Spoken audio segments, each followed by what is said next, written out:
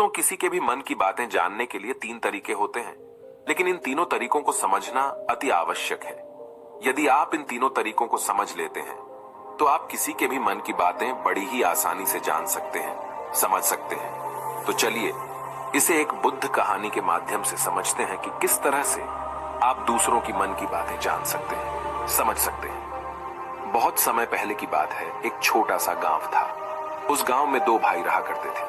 बड़ा भाई अंधा था, जिस कारण वो हमेशा घर पर ही बैठा रहता था, और छोटा भाई खेती किया करता था, लेकिन खेतों में अधिक जानवर आने से पूरी फसलें नष्ट हो जाती थी, जिस कारण छोटा भाई बहुत परेशान हो चुका था। तभी उसे एक तरकीब सूझी। एक दिन उसने सोचा, खेतों में से इन जानवर को भगाने के लिए क्यों ना मैं अपने बड़े भाई की मदद लूं। वैसे भी बड़े भैया अंधे हैं, अगर वह खेत में बैठे रहेंगे और जानवरों की आहट आने पर वो उन्हें जोर से चिल्लाकर भगा सकते हैं, जिससे हमारी फसलें बच सकती हैं। इसलिए उन्हें मैं खेत में बिठा देता हूं। ये सब सोच विचार करने के बाद उसने अपने खेत में ही एक छोटी सी झोपड़ी तैयार की और अपने अंधे भाई को उस खेत में बिठा दिया और उनसे कहा, भैया, यदि कोई जानवर की आहट आपको सुनाई दे तो आप जोर जोर से चिल्लाना। ये सुनकर वो जानवर यहां से भाग जाएंगे और हमारी फसलें नष्ट होने से बच जाएगी। बड़ा भाई अपने छोटे भाई की बात मान लेता है और वो उस दिन से खेत में ही रहना शुरू कर देता है। जब भी किसी जानवर की आहट उसे सुनाई देती तो वो तुरंत जोर जोर से चिल्लाना शुरू कर देता, जिससे वो जानवर उसके खेतों से भाग जाते। ऐसा करते करते कई दिन बीत चुके थे। तभी एक दिन उसके खेत में एक हिरण भागता हुआ आता है और वह खेत के बांध को तोड़कर वहां से भाग गया। लेकिन उसी हिरण का पीछा करते हुए एक राजा भी उस खेत में आ पहुंचा। तभी राजा की नजर उस अंधे भाई पर पड़ती है। राजा उस व्यक्ति से कहता है, देखो, मैं यहाँ पर एक जानवर का पीछा करते हुए आया हूँ। क्या तुमने उस जानवर को यहाँ पर देखा है? इस पर वो व्यक्ति कहता है, हे राजन, मैं तो अंधा हूँ, मैं भला किसी जानवर को कैसे देख सकता हूँ। लेकिन मैं आपको इतना जरूर बता सकता हूँ कि जो जानवर मेरे खेतों से होकर भागा है वो आपके लायक नहीं है। आप उसके पीछे अपना समय यूं ही व्यस्त कर रहे हैं। राजा उस अंधे व्यक्ति की बात सुनकर बड़ा अचरज में पड़ गया। वो ये सोचने लगा कि आखिर ये तो अंधा है, फिर इसे कैसे पता कि जिस हिरन को मैं तलाश रहा हूं वह हिरन मेरे लायक है ही नहीं। ये अंधा व्यक्ति मुझे कैसे बता सकता है? तभी राजा उस अंधे व्यक्ति से कहता है, कहीं तुम मुझसे झूठ तो नहीं कह रहे? एक तरफ तुम ये कहते हो कि तुम अंधे हो और दूसरी तरफ तुम ये भी कह रहे हो कि जो जानवर यहां से भागा है वो मेरे लायक नहीं है। इस पर वो अंधा व्यक्ति कहता है, हे राजन, जिसे आप एक हिरण समझ रहे हैं, असल में वो एक हिरण नहीं है बल्कि एक हिरणी है, और वो भी गर्भवती है। और जहां तक मुझे ज्ञान है, मैंने कभी किसी राजा को किसी गर्भवती हिरणी का शिकार करते हुए नहीं सुना है। और इसी कारण मैं आपसे ये कह रहा हूं कि वो हिरणी आपके लायक नहीं है। आप उसके पीछे अपना समय व्यर्थ ना करें। यह सुनकर राजा और भी अचरज में पड़ गया।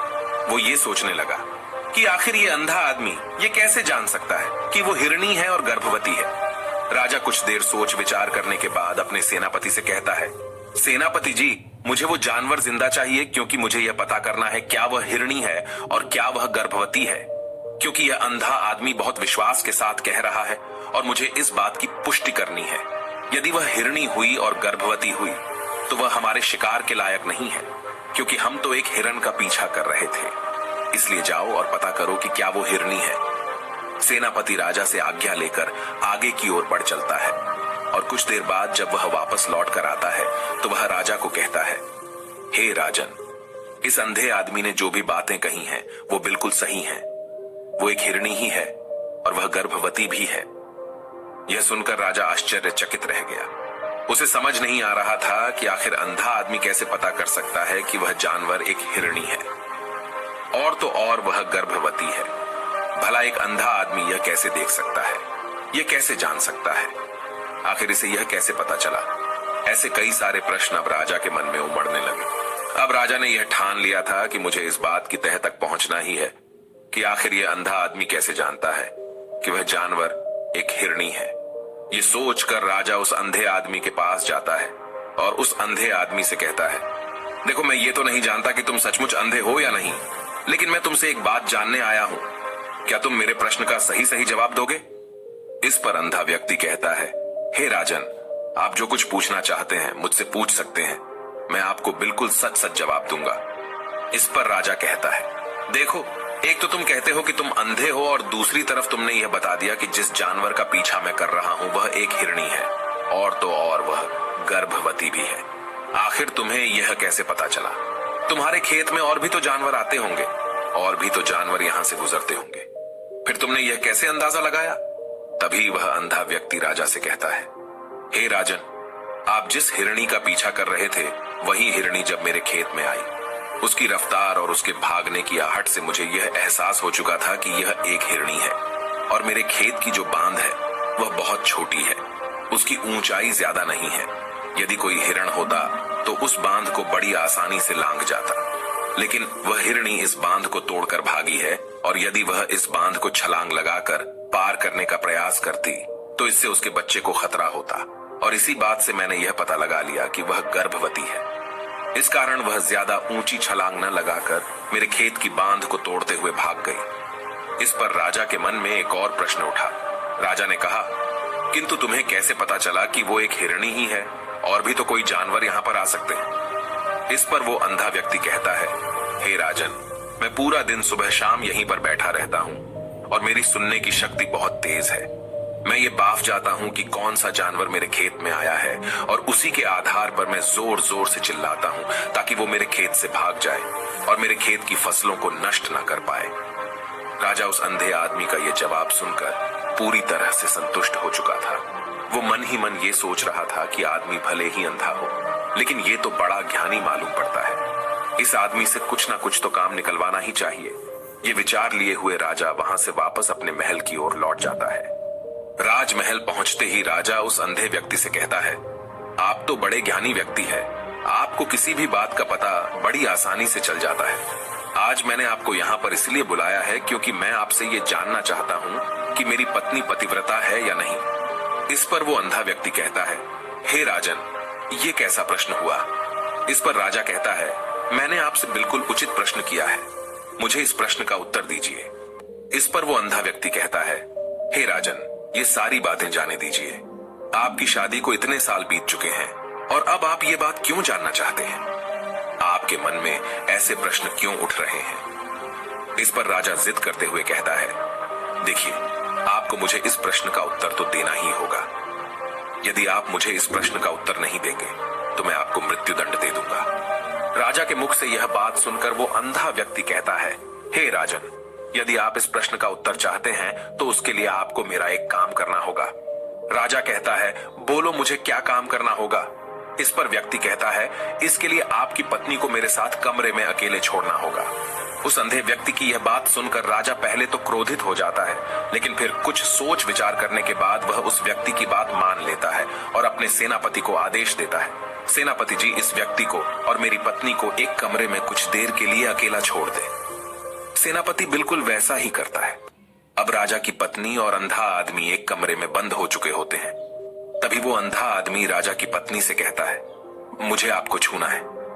इस बात पर रानी अत्यधिक क्रोधित हो जाती है और उस अंधे आदमी को वो पकड़ पकड़ कर पीटने लगती है, कभी हाथों से तो कभी लातों से तो कभी पटक पटक कर। इस तरह से उन्होंने उस अंधे आदमी की खूब पिटाई की। उसके बाद किसी तरह से वह अंधा आदमी अपनी जान बचाकर वहां से भाग निकलता है और वह राजा के पास पहुंचता है और वह राजा से कहता है, हे राजन, आपकी पत्नी पतिव्रता नहीं है। ये बात सुनकर राजा अत्यधिक क्रोधित हो उठता है और राजा अपनी तलवार निकालकर सीधा अपनी पत्नी की ओर जाता है और क्रोधित होकर वह अपनी रानी से कहता है, रानी जी, आज मैं जो भी सवाल आपसे करने वाला हूं उसका मुझे सच सच जवाब दीजिएगा, और यदि आपने एक शब्द भी झूठ कहा तो मैं आपका अभी के अभी सर धड़ से अलग कर दूंगा। तभी आगे वह राजा कहता है, मुझे बताइए, क्या आप पतिव्रता हैं या नहीं? इस पर रानी कहती है, हे राजन, आप भले ही मुझे जान से मरवा दीजिए, लेकिन मैं पतिव्रता नहीं हूं। राजा यह बात सुनकर बहुत खुश हुआ, क्योंकि उस अंधे आदमी ने जो भी कहा था वह बिल्कुल सच था।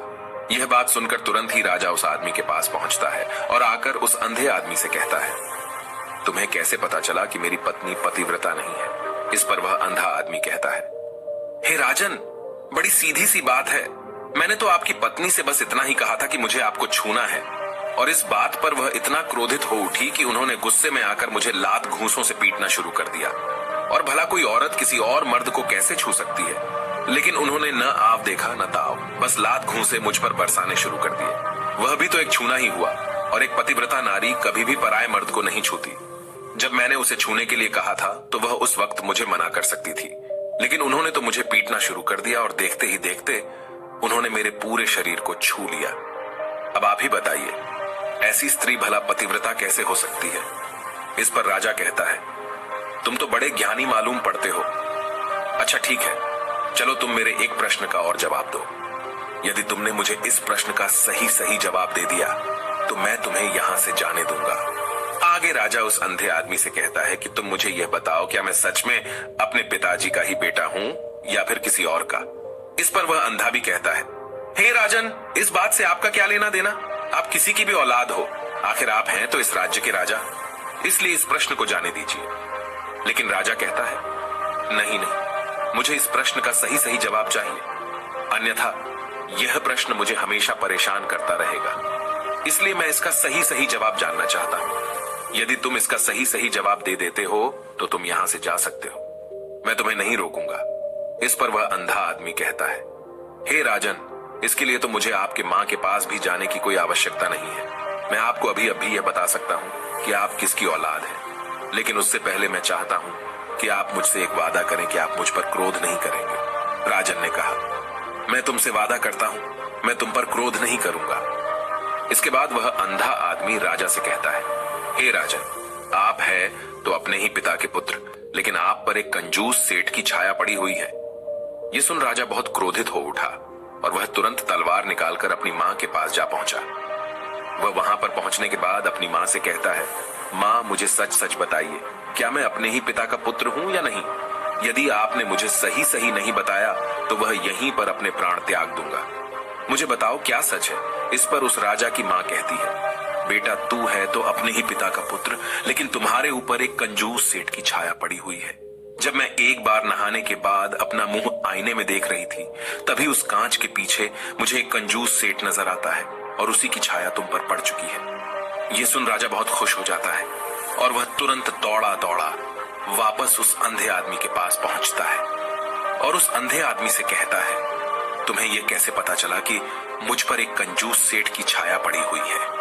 इस पर वह आदमी कहता है, हे राजन, आपने मुझसे कई सारे सवाल पूछे जिनका जवाब मैंने आपको सही सही दिया है। यदि कोई और राजा होता तो मुझे इसके बदले में ढेरों सारे इनाम मिल चुके होते, लेकिन अब तक आपने एक फूटी कौड़ी तक नहीं दी है। इस बात से ही मैंने अंदाजा लगा लिया था कि आप बहुत कंजूस हो। यह बात सुनकर राजा जोर जोर से हंसने लगा और कहता है कि आप जो भी मांगेंगे वह मैं आपको अवश्य दूंगा, लेकिन मुझे यह बताओ कि तुम्हें कैसे पता चल जाता है कि कौन सी बात सही है और कौन सी गलत? तुम किसी भी बात का इतना सटीक और सही जवाब कैसे दे पाते हो? इस पर वह अंधा आदमी कहता है, हे राजन, मैं तो वैसे ही अंधा हूं। यदि मेरी आंखें होती तो मैं किसी की भी मन की बातें बड़ी सरलता से जान लेता। मन की एक भाषा होती है और यह भाषा मनुष्य के शरीर के व्यवहार के रूप में देखी जा सकती है। उसकी आंखों से, उसके होठों से, उसके काम करने के तरीके से, उसकी क्रियाओं से पता किया जा सकता है कि उसके मन में क्या चल रहा है। उसके आधार पर हम किसी के भी मन की बातें जान सकते हैं। लेकिन मैं तो अंधा हूं, मैं देख नहीं सकता, इसलिए मैं क्रियाओं से देखता हूं। यदि मुझे कोई बात जाननी हो तो अगले आदमी को कुछ काम देना पड़ता है, जिस पर वह व्यक्ति किस प्रकार काम करता है, किस तरीके से इस काम को करता है, उसके आधार पर ही मैं यह पता कर पाता हूं कि उसके मन में क्या चल रहा है। तभी वह राजा कहता है, तो क्या इसका अर्थ यह हुआ कि मैं भी किसी के मन की बातें जान सकता हूं? इस पर वह अंधा आदमी कहता है, हे राजन, अवश्य आप भी किसी भी व्यक्ति के मन की बात जान सकते हैं, किंतु उससे पहले आपको अपने ऊपर काम करना होगा, और वह काम है अपने मन को शांत करना, अपने मन को वर्तमान में लाना होगा, जिसके लिए मैं आज आपको 3 तरीके बताने वाला हूं। और ये तीनों ही तरीके बड़े ही आसान और सरल हैं, किंतु हे राजन, उससे पहले आपको एक काम करना होगा, अपने मन को एकाग्र करना होगा। जब हम अपने मन को एकाग्र करते हैं, अपने मन को वर्तमान में लाते हैं, तो हम दूसरे के मन की बात जान सकते हैं, क्योंकि वह आदमी अभी भी अपने मन में वर्तमान में ही सोच रहा है, और हमें भी मन को वर्तमान में ही लाना होगा। तभी हम उसके मन की बातें जान सकते हैं। यदि हम अतीत में हुई घटनाओं के बारे में सोच रहे हैं, तो वह जो अगला आदमी वर्तमान में सोच रहा है, वर्तमान में अपने मन में बात कर रहा है, वह हम कैसे जान पाएंगे? क्योंकि हम तो अतीत की घटनाओं में डूबे हुए हैं। इसलिए किसी के भी मन की बात जानने के लिए सबसे पहले हमें हमारे मन को एकाग्र करना होगा, उसे वर्तमान में लाना होगा। आगे वह व्यक्ति राजा से कहता है, हे राजन, जो 3 तरीके मैं आपको बताने वाला हूं, इन 3 तरीकों से बड़ी आसानी से किसी के भी मन की बातें जान सकते हैं। उसके बाद वह अंधा आदमी राजा से कहता है, हे राजन, जो सबसे पहला तरीका है वह है आंखों पर ध्यान देना।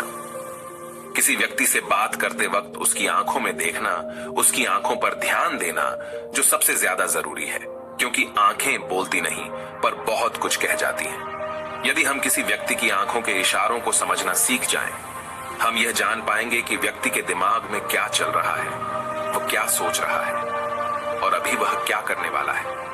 मेरे पास आंखें नहीं हैं, लेकिन मैंने अपने गुरु से यह विद्या सीखी है, क्योंकि बहुत सालों पहले मेरे पास आंखें थीं और मैं उस वक्त लोगों के मन की बातें केवल उनकी आंखों से ही जान लेता था। इसलिए यदि आप भी दूसरों की मन की बातें जानना चाहते हैं, तो आपको भी उनकी आंखों पर गौर करना चाहिए, जैसे कि उनका आकार कैसा है, वह कब, कहां और किधर देख रहे हैं। यदि उसकी आंखें यहां वहां घूम रही हैं, जब आप उससे बातें कर रहे हैं, तो वहां वह इधर उधर मोड़ रहा है, कभी ऊपर तो कभी नीचे या कभी आसपास, या फिर उसकी आंखें खुश नजर आ रही हैं या फिर आंखें निराश नजर आ रही हैं, जैसे कि चोर होता है। उसकी आंखों में जब हम देखते हैं तो हमें यह पता चलता है कि अगले आदमी ने कोई गलती की है। ठीक उसी प्रकार जब हम किसी चालाक व्यक्ति की आंखों में देखते हैं, तो आपको पता चलेगा कि उसकी आंखों में एक भाषा होती है। एक बहुत ही सीधा और आसान तरीका होता है। यदि आपको यह पता लगाना है कि सामने वाला व्यक्ति आपसे झूठ कह रहा है या फिर सही, तो आपको उसकी आंखों पर ध्यान देना अति आवश्यक है। यदि आपसे बात करते वक्त वह व्यक्ति अपनी आंखें यहां वहां घुमा रहा है, ऊपर नीचे, इधर उधर, दाएं बाएं, हर जगह देख रहा है, तो इसका अर्थ यह हुआ कि वह उस बात से निकलने का कोई रास्ता ढूंढ रहा है, वह कोई झूठ बना रहा है। यदि सामने वाला व्यक्ति आपसे कुछ झूठ कहने का प्रयास कर रहा है, तो वह आपसे नजर नहीं मिलाएगा।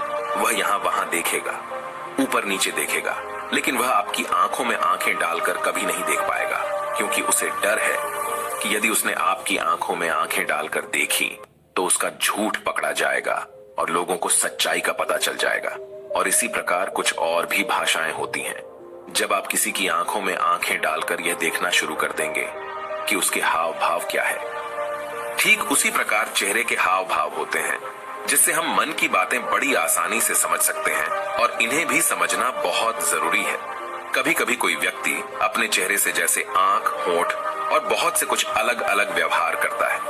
यदि आप किसी व्यक्ति के चेहरे में गौर करेंगे तो आप आसानी से समझ पाएंगे कि वह व्यक्ति निराश है, जब व्यक्ति बहुत उदास है, या फिर वह बहुत खुश है, या फिर उसे कोई बहुत बड़ा दुख है। वह अपने अंदर क्या महसूस कर रहा है, ये सारी बातें हम उसके चेहरे के हाव भाव से पता कर सकते हैं। फिर चाहे इंसान जुबान से कुछ बोले या ना बोले, लेकिन आप उसके चेहरे से सब कुछ पता कर सकते हैं। आगे व्यक्ति राजा से तीसरा तरीका बताते हुए कहता है, हे राजन, इसी प्रकार तीसरी भाषा भी है, अर्थात तीसरा तरीका भी है, और वह है हाथों के इशारे और शरीर का व्यवहार। मन की बात समझने के लिए हमें हाथ के इशारे और शरीर के व्यवहार को समझना बहुत आवश्यक है। कोई व्यक्ति जब बात करता है तो आपने देखा होगा कि वो अपने हाथों को हिलाता रहता है, अपने हाथों से इशारा करता रहता है। बातों के साथ साथ अपना शरीर का जो व्यवहार है, अर्थात बॉडी लैंग्वेज, उसका भी पूरा उपयोग करता है, जिससे हमें यह पता चल पाता है कि वह व्यक्ति हमारी बातों पर कितना ध्यान दे रहा है और उसके मन में क्या चल रहा है। शरीर के व्यवहार को देखने के लिए उसके हाथ मटकाने, शरीर मटकाने और चेहरे पर बार बार हाथ लाने, हाथों का एक दूसरे से मसलना, ऐसी बहुत सी क्रियाएं होती हैं, उस पर हमें ध्यान देना अति आवश्यक है। मन की बात को समझने के लिए हमें शरीर के व्यवहार को भी समझना पड़ता है। यदि हम इन 3 तरीकों को सही तरीके से ध्यान देकर इन 3 तरीकों को अच्छे से समझ लेते हैं, तो हम बहुत जल्दी किसी भी व्यक्ति के मन की बातें बड़ी सरलता और सहजता से जान सकते हैं। इसलिए यदि आपको किसी के मन की बातें जानी है, तो आपको उसकी आंखों पर, उसके चेहरे पर, उसके शरीर के हाव भाव को और उसके हाथों को ध्यानपूर्वक देखना और समझना होगा, जिससे आप यह समझ पाएंगे कि आखिरकार उसके मन में क्या चल रहा है और वह क्या सोच रहा है। लेकिन उनसे पहले आपको अपने मन को एकाग्र करना होगा, शांत करना होगा और अपने मन को वर्तमान में लाना होगा। तभी आप उस व्यक्ति की इन सभी क्रियाओं पर ध्यान दे पाएंगे, उन्हें समझ पाएंगे। अन्यथा आप यदि अतीत की घटनाओं में व्यस्त हैं, भविष्य की योजनाओं में व्यस्त हैं, तो आप उस व्यक्ति के हाव भाव पर कभी ध्यान ही नहीं पाएंगे और न ही आप कभी यह समझ पाएंगे कि आखिर उस व्यक्ति के मन में क्या चल रहा है, वह क्या सोच रहा है। आपने देखा होगा कि ऐसे कई बड़े संत महात्मा हैं जो बड़ी ही शांति से आपको देखते हैं और आपको देखकर ही ये बता देते हैं कि आपके मन में क्या चल रहा है, आप उनसे क्या जानने आए हैं। और इसका सबसे बड़ा प्रमुख कारण यही है कि वह आपको पढ़ सकते हैं, आपको समझ सकते हैं, आपकी मन की बातें जान सकते हैं, क्योंकि उनका मन एकाग्र है, शांत है और यही कारण है कि वह आपके मन की बातें बड़ी सरलता से समझ जाते हैं। यदि आपने अब तक पूरी कहानी को सुना है तो मैं आपसे एक छोटा सा अनुरोध करना चाहता हूं। कृपया इस चैनल को सब्सक्राइब करें ताकि मैं आपके लिए और भी ऐसी ही ज्ञान से भरपूर कहानियां लेकर आ सकूं। नमो बुद्धाय। मिलते हैं एक नई कहानी के साथ अगली वीडियो में।